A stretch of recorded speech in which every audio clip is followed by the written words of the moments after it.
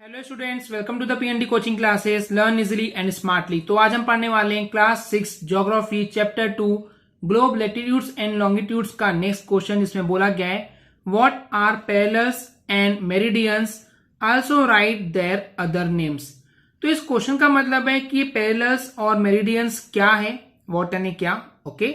तो parallels and meridians क्या है, आल्सो यानी भी, राइट यानी कि लिखना है आपको इनकी अदर नेम्स की, पैरेलल्स का दूसरा नाम क्या है एंड मेरिडियंस का दूसरा नाम क्या है। तो चलिए देखते हैं इसके आंसर को। तो आंसर में बोला गया है lines of latitude are imaginary circular lines drawn around the earth from the east to west. अब देखिए स्टूडेंट्स, यहां पे क्या होता है, जो हमारी अर्थ होती है, ओके, ये हमारी मान लीजिए अर्थ है। तो इस अर्थ पे जो सर्कुलर लाइंस होती है इस टाइप से, ओके, और ये एक दूसरे के पैरेलल्स होती है, ओके स्टूडेंट्स, इस टाइप से होती है। यानी जो ये हॉरिजॉन्टल लाइंस होती है, एक्चुअली अर्थ पे कोई ऐसी लाइंस नहीं होती स्टूडेंट्स, ओके।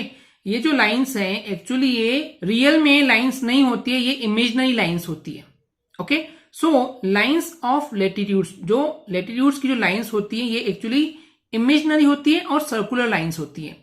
सर्कुलर लाइंस कैसे, चलिए मैं आपको एक छोटा सा डेमो दिखाने की कोशिश करता हूं। तो सपोज कीजिए स्टूडेंट्स, ये एक सर्कुलर शेप है, अर्थ के टाइप का शेप है, ओके, स्फीयर है, ऑब्लेट स्फेरिकल यानी कि ऐसा स्फीयर जो कि थोड़ा सा अंडे के आकार का है, कॉर्नर्स पे यानी कि पोल्स पे जो है थोड़ा सा चपटा है, okay, north and south pole पे थोड़ा सा ये फ्लैटन होता है, चपटा होता है। तो उस केस में ये जो आपको दिख रहा है, this is a circular horizontal lines. ये जो है ऊपर इस टाइप से यहां पे भी होंगी, देन यहां पे, देन यहां पे, देन इस टाइप से जो हॉरिजॉन्टल लाइंस होती है इनको हम बोलते हैं लैटिट्यूड्स, ओके। एंड ये जो है वो एक दूसरे के पैरेलल होती है, ओके स्टूडेंट्स, क्लियर है किस टाइप से होता है। तो वही बोला गया है कि जो लैटिट्यूड की जो लाइंस होती है ये इमेजिनरी लाइंस होती है, ओके, और ये सर्कुलर शेप में होती है। इमेजिनरी यानी कि रियल में नहीं कोई लाइन ड्रॉ होती है अर्थ पे, लेकिन हम ये इमेजिन करते हैं, जैसे हम सोचते हैं कि वहां पे, सपोज करते हैं वहां पे लाइन्स है, ओके। तो ये ड्रॉन होती है, खिंची हुई होती है अराउंड द अर्थ के चारों तरफ, अभी आपने देखी, राइट, इस टाइप से जो है बेसिकली वो होते हैं। और ये जो लैटिट्यूड्स की जो लाइंस होती है ईस्ट टू वेस्ट डायरेक्शन में होती है। अब देखिए इधर ईस्ट होता है एंड ये वेस्ट होता है, तो ईस्ट टू वेस्ट डायरेक्शन पे इस टाइप से ये जो है सर्कुलर लाइंस होती है, जिसको हम लैटिट्यूड्स बोलते हैं। आगे बोला है each line runs parallel to the other and is measured in degrees. तो यहाँ पे जो हर एक जो लाइंस है ये रन होती है यानी कि चलती हैं एक दूसरे के पैरेलल। अभी हमने देखे थे कि ये पैरेलल होते हैं, तो ये एक दूसरे के पैरेलल होते हैं एंड इनको मेजर कर सकते हैं हम डिग्रीज में। पिछले लेक्चर्स में भी हमने डिस्कस किए थे स्टूडेंट्स कि इन लैटिट्यूड्स को हम मेजर कर सकते हैं सिर्फ और सिर्फ डिग्री में, और इनको मेजर करने के लिए जो बेस लाइन होती है जो कि एकदम सेंटर पे होती है उसको हम बोलते हैं इक्वेटर। क्या बोलते हैं? इक्वेटर, जिससे कि ये दो इक्वल पार्ट्स में डिस्ट्रीब्यूट हो जाता है, okay. These lines are called parallels of latitude. तो इन लाइंस को हम बोलते हैं लैटिट्यूड्स की पैरेलल्स, यानी कि पैरेलल्स ऑफ लैटिट्यूड, क्योंकि हॉरिजॉन्टल है और एक दूसरे के पैरेलल है, इसलिए इसको हम बोलते हैं पैरेलल्स ऑफ लैटिट्यूड। इतना क्लियर है।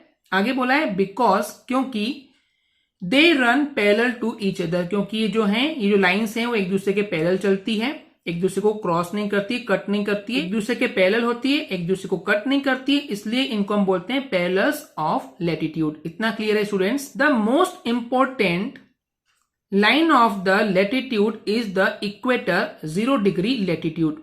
जो सबसे मोस्ट इंपॉर्टेंट लाइन होती है इस लैटिट्यूड की, जो कि सबसे बीच में होती है, इस साइड सबसे बीच में होती है, जो आपको दिख रहा है, ये जो आपको दिख रहा है ये सबसे बीच में है। तो ये जो लैटिट्यूड है, जो हॉरिजॉन्टल लाइन है, इसको हम बोलते हैं इक्वेटर। और ये कहां होती है? ये होती है 0 डिग्री पर, इसलिए इसको बोला गया है 0 डिग्री लैटिट्यूड, यानी कि 0 डिग्री लैटिट्यूड का दूसरा नाम है इक्वेटर। क्लियर है?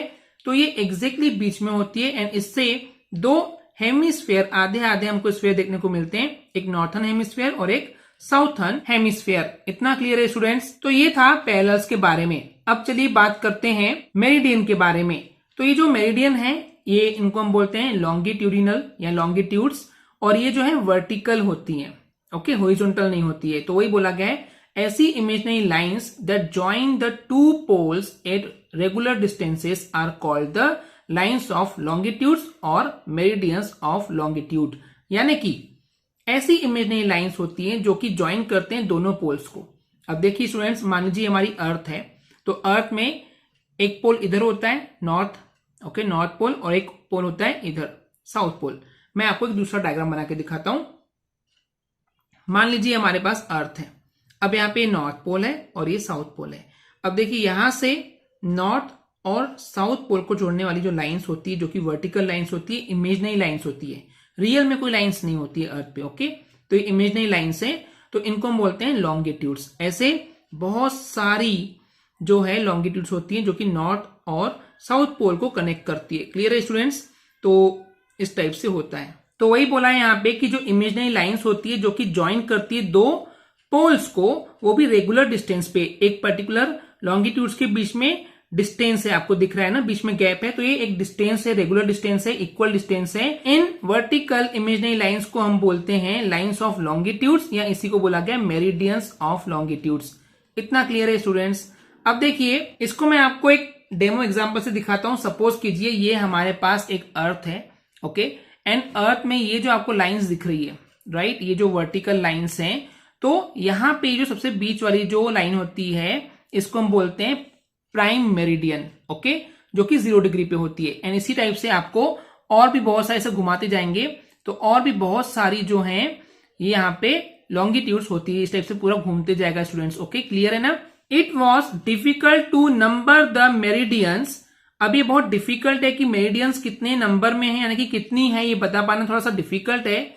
इसी वजह से all countries decided that the count should begin from the meridian which passed through Greenwich where the British Royal Observatory is located। तो क्योंकि यहाँ पे मेरिडियंस के नंबर को काउंट कर पाना डिफिकल्ट था, इस वजह से सभी कंट्रीज ने, सभी देशों ने ये डिसाइड किया कि ये जो मेरिडियंस का काउंट है ये स्टार्ट होना चाहिए मेरिडियन से, जो कि पास होती है ग्रीनविच शहर से। अभी ग्रीनविच शहर कहाँ है मैं बताता हूं स्टूडेंट्स।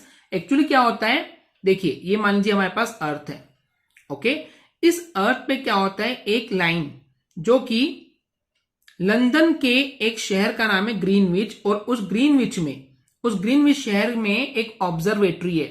ऑब्जर्वेटरी क्या होता है मैं आपको समझाता हूं। एक ऐसी लेबोरेटरी या ऑब्जर्वेटरी है कि जो देखरेख करता है, जो कि टाइम को लेकर के बहुत सारे ऑब्जर्वेशन करता है, उनके पास बहुत सारे इक्विपमेंट होते हैं, मशीन्स होते हैं, जिससे कि वो जो भी नेचुरली चीजें हो रही है पूरी दुनिया में उनको ऑब्जर्व करता है एंड उसके बेस पे कंक्लूजन देता है, रिजल्ट देता है कि क्या हो रहा है और क्यों हो रहा है इस दुनिया में। तो क्योंकि ये ऑब्जर्वेटरी जो है वो लंदन कंट्री के ग्रीनविच शहर में थी, जो कि ये ऑब्जर्व कर रहे थे सब चीजें, इसी वजह से इसको माना गया कि जो मेरिडियन ग्रीनविच शहर के उस रॉयल ऑब्जर्वेटरी के पास से गुजरती है उसको मेन मेरिडियन माना जाए, इसलिए इसको नाम दिया गया प्राइम मेरिडियन। वही बोला गया this meridian is called the prime meridian. तो यानी कि प्राइम मेरिडियन यानी कि मेन मेरिडियन माना जाए और उसी से ही काउंट करना स्टार्ट किया जाए, ओके।